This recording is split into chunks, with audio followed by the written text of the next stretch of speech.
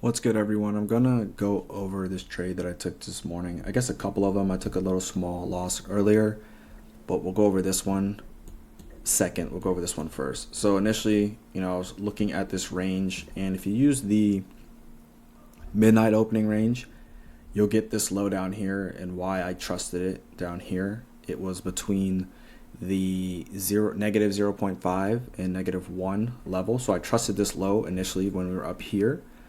Also, what I find it very interesting is you have the first presented displacement at midnight around here. Not around here, it's literally right there. Then initially I bought inside of this gap. If you were to see it right here, let me highlight that so you can see initially where I bought. I bought inside this fair value gap, and I'll make it a little bit bigger so you can visually see it, and not those, because those are not what I want. So I tried to buy inside of that, and you clearly see it did not work. I didn't think it would come back down here. That's fine. And then initially I was like, you know what, let me see if they'll run this out first, leaving that. They didn't, and at the end of the day, it doesn't really matter to me. This was the buy if I was still watching right here to run up Asia high, but it's fine. They didn't get it. Didn't matter. Then I came into the AM session.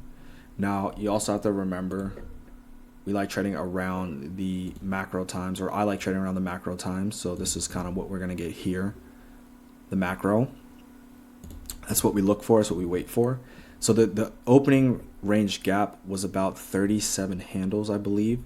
So with those rules, how ICT teaches us that we can trade either direction. So initially, if I was here and I wanted to see this run out a little bit higher, here's the first presented fair value gap that forms at 933. Take this and run that out that high. You're good. Everything is done there. But I wasn't here. I was doing some other things. Didn't really have any, would say, interest in trading today. But then when I came back and looked at the chart and saw that they had left these lows like that and where we were, I was going to say, okay, price is most likely going to trade down to these London lows. That's where I want to take this trade. So I wasn't here around this time, which is fine.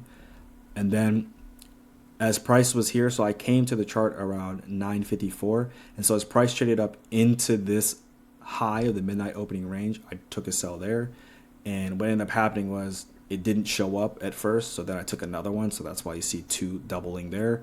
And then when this had traded up into here, I'd missed that. And so I took another short there. And I took the first one off below this low just because I like to take partials.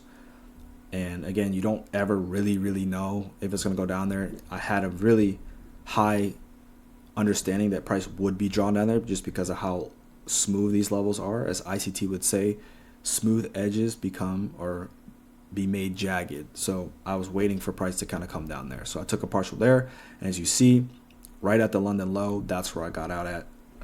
So yeah, that's pretty much how I took this trade. The basis behind the narrative behind why I ended up getting in this trade. And I'll catch you guys next week. I will be live streaming at 9:10 a.m. Monday through Friday of next week. And I hope to see you guys there. Peace out.